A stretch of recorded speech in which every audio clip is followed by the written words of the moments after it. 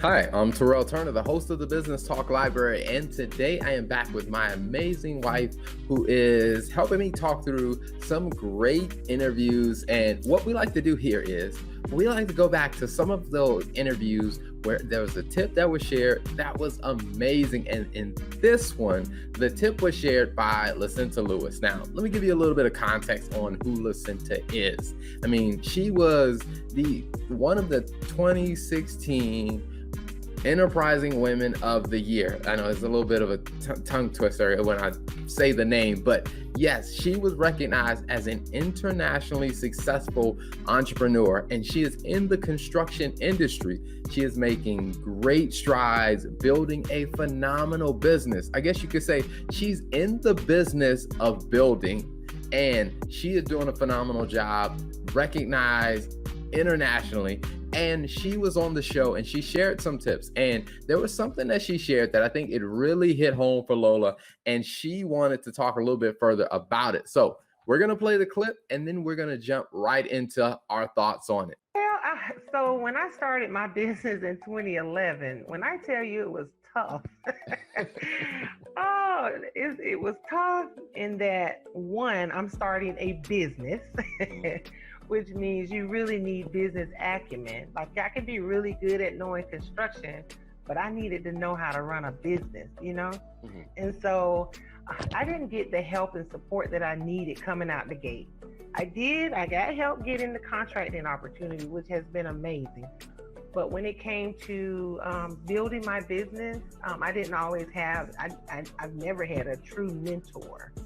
I use books as my mentorship, or I follow people who have been successful in the industry and I watch how they move. And that has been my way of getting, the mentorship. But I am very passionate about helping women, especially in construction, because we don't get the support that we need.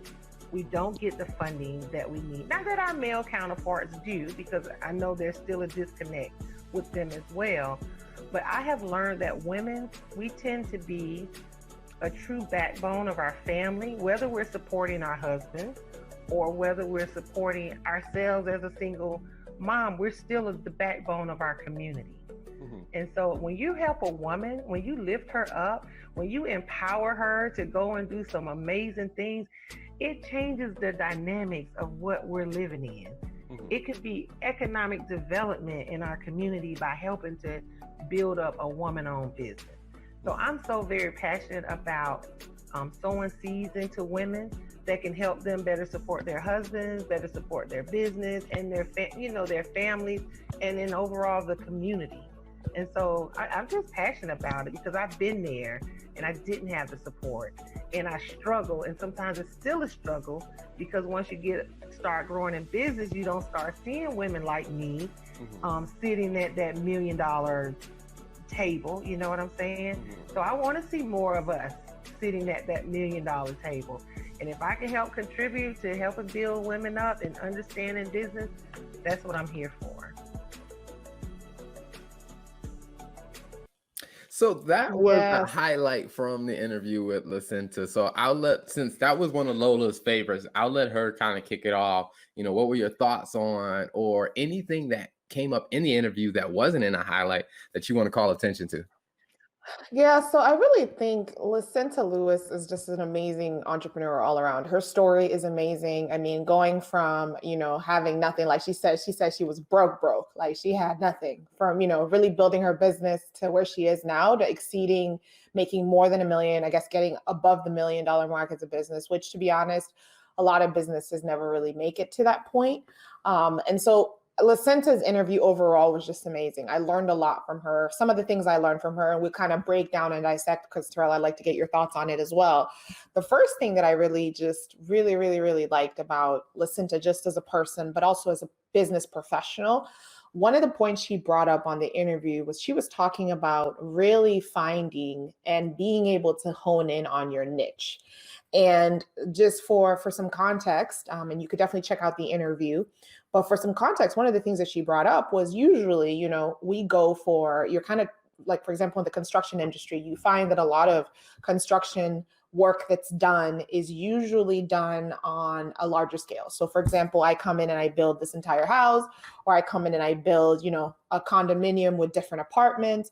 But really her focus and where she found her niche and really was able to take her business to the next level was doing smaller scale construction projects. And I just think, it's an amazing story, because I think a lot of times as entrepreneurs, when you're looking for what's the next big thing, what's the next Facebook, what's the next Instagram, it's like, what can you find that addresses the specific audience that you're trying to target?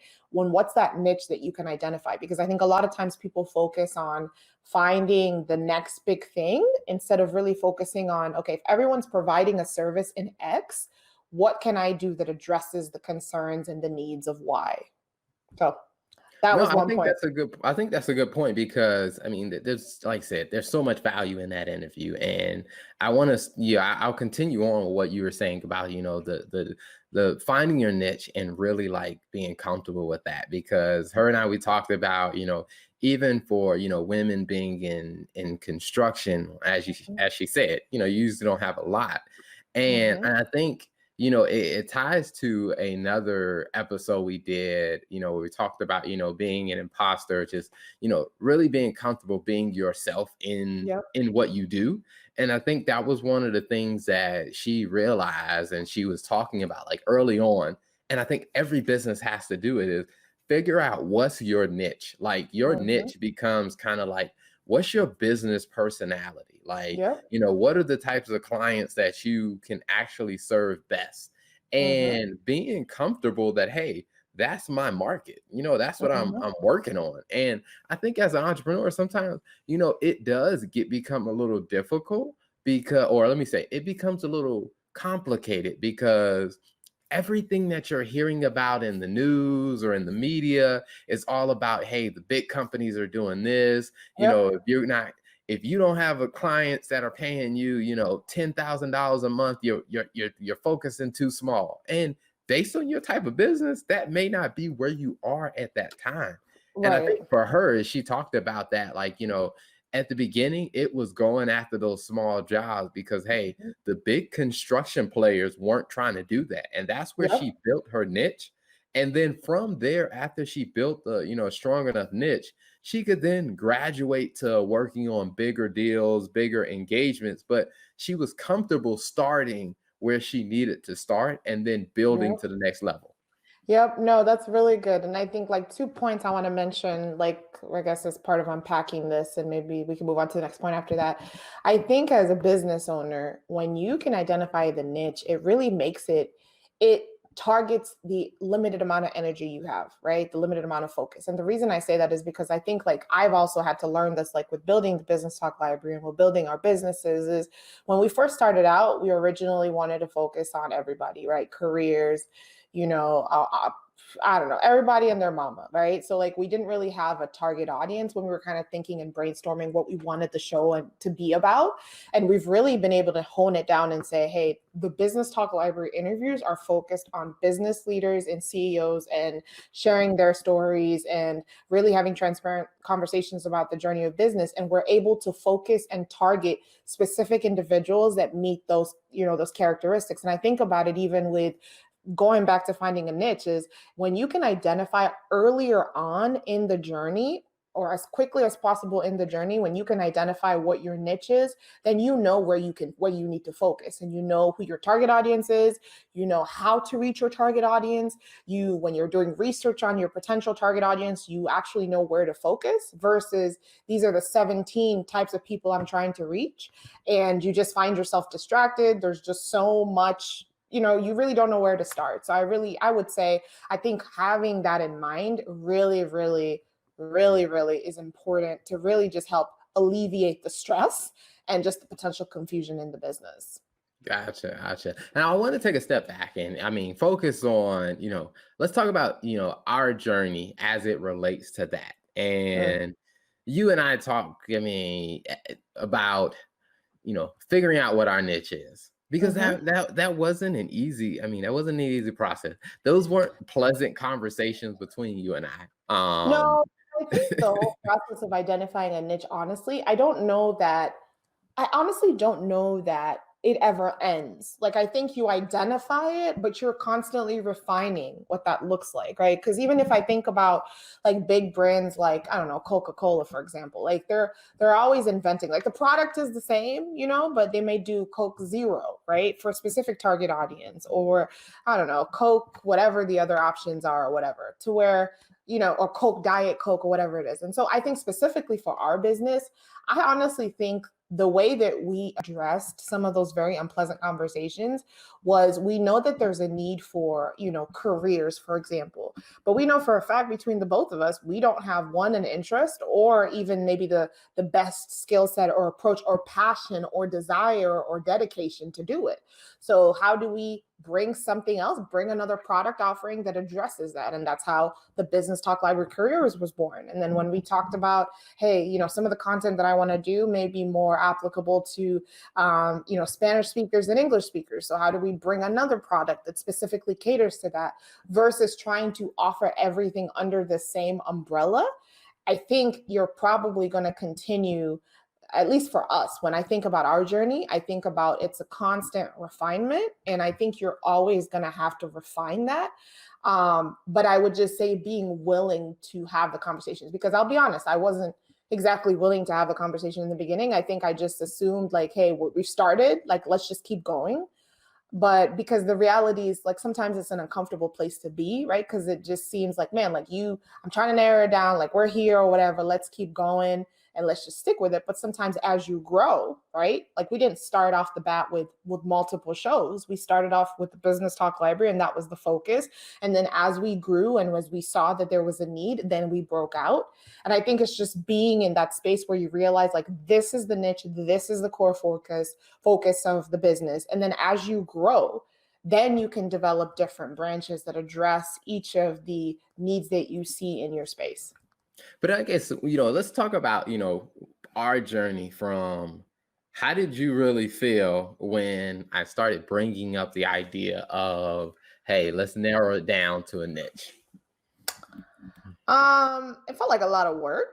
And it felt like a lot of work, and it feels like a lot of work initially, because I'm just like, we're not making any money from this. Like, right off the bat, like, we're not making any money from this. But to be honest, I have to say now, I'm glad we had those conversations earlier, because I think what it does now is, as it starts to scale, it makes it easier to grow. Like, you don't have as many growing pains as I think we would have had if we hadn't identified that sooner in the process. Like, I don't know if that makes sense. Because for me, like, I just think we probably would have just been now trying to figure it out. Like, okay, now, what do we do? What do we offer? What's our story? What's our mission statement? Whatever that is. Like, what's our target audience? And I think, like, it was painful in the beginning, but I think if we hadn't done it then, it probably would have been more painful now. No, I agree. I mean, I think, I think about that stage of, really starting to feel like things got tedious. And I Yeah. remember having some conversations with you about, we were doing some video and you came up with some ideas about, hey, you should do this and stuff. And I'm like, well, who is this supposed to be for? Well, it's supposed to be for everybody. Like, really? Oh my gosh. Yes. I remember. No, I even remember, like, definitely, like, bringing up different stuff, because I know when we were doing, like, the Instagram posts, I would come up with some great ideas or things that I would see, like news articles I would see, or like different news articles on business, and I'd bring it to Terrell and be like, hey, I think this is a great article. Or it would be like I don't know, like a motivational quote or something. I'm like, hey, I think this is a great article. I think we should post it. And Terrell would be like, no. And I'm like, why? Why can't we post it? It's related to business. And he's like, well, just because it's related to business doesn't mean it's related to the people we're trying to target. Like, so no, I don't think we should post it. And I remember just being like upset. I'm just like, what the heck? Like, this is related to business. I came up with content. You said come up with more content. I came up with more content. And now you're saying I can't even post this? Like, what the heck? So no, I definitely think it was tedious. Yeah. But I do think that that's one of those things that, it's a process. I mean, it's a process to go through to start, because you feel like, man, there's all these other people that I could be talking to. There's all these other things that I could be saying. But when you start narrowing it down, it's just like, the way I started to think about it was, if you were going to go outside, let's say, if you looked in your closet, you have like 15 different shirts that you really, really, really like. They're Yeah. all different colors, they're all different patterns. And the thing is, like, you can't go and wear every single shirt. Like, you have to narrow it down. Like, what shirt am I going to wear? Like, what's the one shirt that I'm really going to focus in? It may have some of the similar colors as other shirts.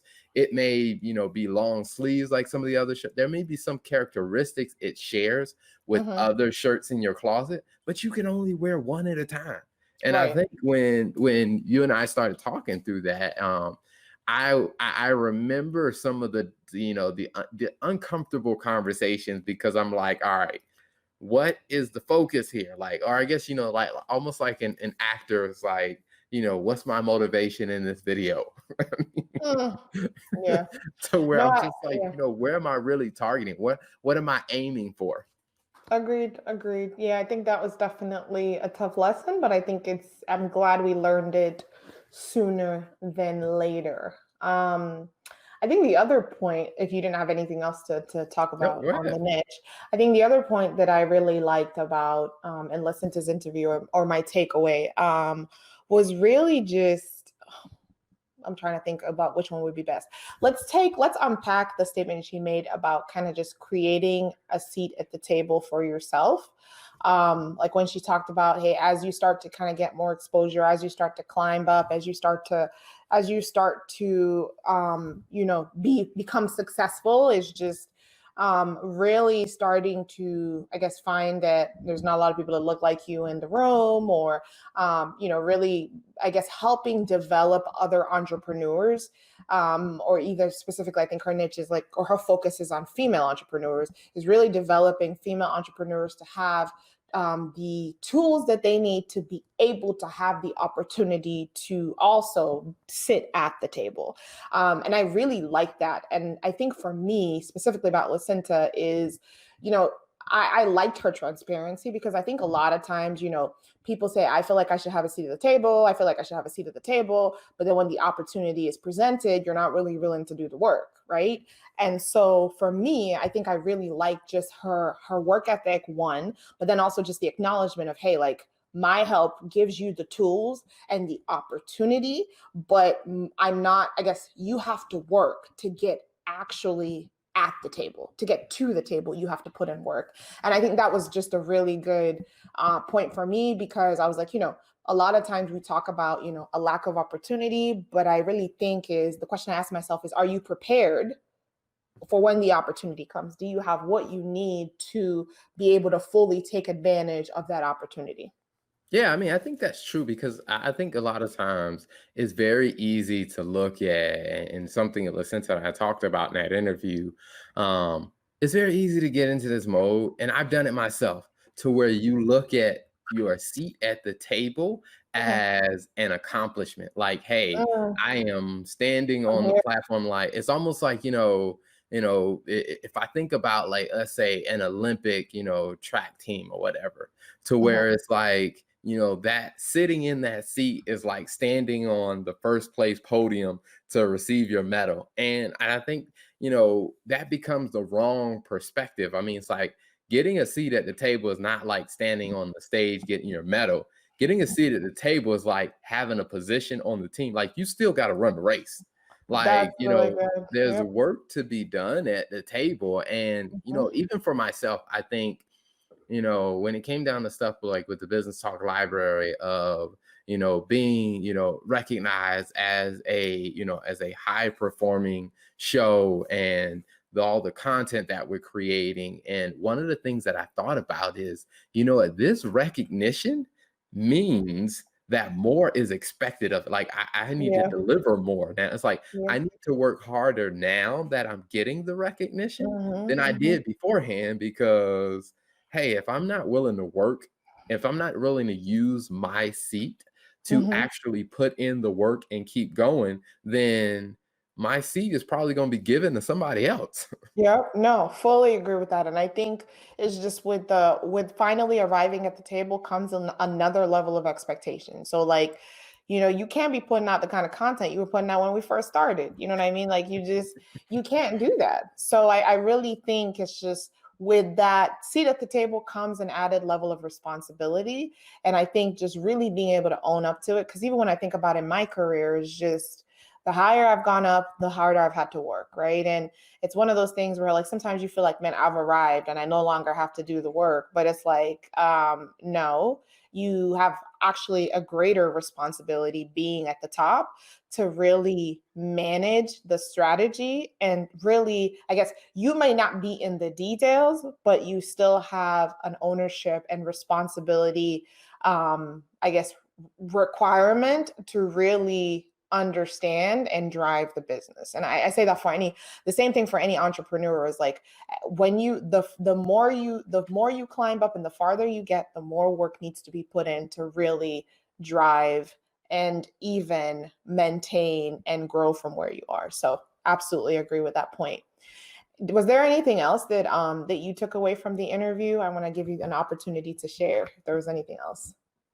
Yeah, I mean, I think that that part about, being intentional about giving back Yep. is and knowing like, who do you want to give back to? Because I think sometimes, it can be a little, I guess you say, people can, I guess, have conflict about, I really care about this group. I want to get back to this group, but I don't want to be seen as showing favorites or I don't want to be seen as being biased to it. Yep. And I Yep. really liked, her perspective about, being able to be comfortable that, hey, you know what? I'm successful. I'm effective at what I'm doing. And I am intentionally focusing on helping this group. Now, that doesn't mean I'm not going to help other groups, but Yep. hey, this is the group that I really want to help because I feel like I can do the most to help this group or this subset. And it's like being comfortable with that because I would say even for, people that are, when you're working in the corporate world, and let's say, if you're black and you're working in the corporate world, one of the things that, people kind of shy away from is, well, I don't want to seen as being there. I'm only doing stuff because or hiring black people on my team. It's just like this thing. And what I liked from what she said is like, if you have identified the group that you resonate with and you want to be intentional about helping that group, there is nothing wrong with you doing that, trying to help people in that group get a seat at the table. And when you are effective at that, and like I said, you are, you're good at what you do, your reputation speaks for you. And it's not like other people in the construction industry, like other men in the construction industry, are looking at her saying, well, she's just trying to help a bunch of women get in, to where it's like they're actually, when her and I talked a little bit further, they're actually proud that she's so dedicated to what she's committed to that they're Yep. willing to help and put more effort to help her actually achieve that. And I thought that was awesome. Yeah, so I don't want to go down this path because like I think we're almost at the end of the interview, but one thing I will mention on that is I think you made a really good point. I think one of the things that I've learned is, and I don't think this is necessarily more so about the person that's offering the help, but I think the person that's also the person that's receiving the help, because I think sometimes, like I mentioned earlier, creating a seat at the table doesn't necessarily mean that you automatically qualify, right? It just means you have the opportunity to chase the seat, right? And I think giving access to people who may not necessarily have access to it. So, for example, in Lasenta's case, she's very passionate about giving women, providing opportunities to women who own construction companies and really just helping them, I guess, have that seat at the table. But you have to come ready to work and you have to come ready to put in the work because it's not easy. And I'll oftentimes think about, the people that have put in the work to build it. Like, for example, for Lasenta, like, when she was saying she really didn't have a mentor when she started. She didn't have anyone that she could kind of go to learn the ropes. So she's worked hard to build her reputation and, to really get up there and put in an amount of, hours and work and developing relationships. And so it's like, there should not be an expectation that, it may be easier to develop the relationships and easier because now you have kind of a middle person to make the introductions, to make it a little bit easier for you, but don't expect that the work is going to be any, I guess, less in terms of the effort that you need to put in to drive it to success. No, I definitely agree. I mean, I definitely agree. So I think the interview was a great one. And I think, it made me reflect on a lot of the things that, kind of learned in my own path Yep. of, being comfortable with focusing on your niche, whatever Mhm. your niche is, because, and actually, to be honest with you, if you don't have a niche or niche, however you want to pronounce it, if you don't have that, a focus, you're not going to be effective in business. And I think, for us in the Business Talk Library and even in our firm, the TL Turner Group, when, I remember working through that, and when things got a lot easier for me, when I started, really clarifying, like, hey, I don't do taxes. Like, that's just Mhm. not what I do. Like, I'm a CPA, I can do them, Stop but lying that's to yourself. but that's not the area I focus on. Like, I focus Yeah. more on, the financial planning, modeling, and forecasting. Like, that's where I can add the most value. Mhm. And when I started clarifying that, it made it so much easier, because part of me was concerned that, well, if I say I don't do that, then that's business I'm turning away. But when I started getting more focused, that's when I started getting more referrals, because Mhm. people are like, hey, I know what you do. Like, I Exactly. can figure you out. And I think the other thing was, like I said, just being comfortable with, you know, being in business, making money is great, but having that philanthropy and having that heart for others and wanting to keep, create that seat at the table for other people, being comfortable with, hey, whoever your target audience is for that, like, no one's gonna, I mean, if you have a solid reputation for what you do and you are genuinely trying to help other people, like, other people that have seats at the table, they aren't going to judge you for helping the group that you're interested in, because they know that you're legit about what you do. They know Mhm. that you're focused on your stuff. So I mean, I think that what to me spoke volumes from the interview. Agreed, agreed. Yes. And I think it was a great interview. Definitely check it out with Lasenta Lewis and from LLC Construction Group at the TL Turner, I'm sorry, at youtube.com. Yes, thank you so much for being here with us, guys. Thank you for watching another episode of the Business Talk Library on RETV. Until next time. Thank you for tuning into the Business Talk Library, aired on RETV. If you'd like to see more of the Business Talk Library, be sure to watch us every week on Tuesday nights at 6 p.m.